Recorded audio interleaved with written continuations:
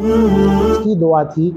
मन हुआ मुफारिकुन लिल क़स्र, जो महल से अलग होकर मुशरिफुन अलल क़ब्र, कब्र में झांकने वाला है, कब्र को देखने वाला है, मतलब महल को छोड़कर कब्र में जाने वाला है। मकाना आखिरु दुआही, उनके दुआ का आखिरी लफ्ज़ क़द आतैतनी मिनल मुल्क,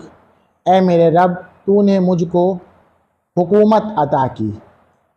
बादशाहत, व अल्लमतनी इन तावीलिल अहादीसी फातिरस समावाति वल अर्द, ए आसमान और ज़मीन को बनाने वाले, बातों का मतलब यानी कुरान व हदीस और हर एक चीज़ का मतलब तूने मुझको सिखाया। अल्लाह अंता वली फ़िद दुनिया वल आखिरा,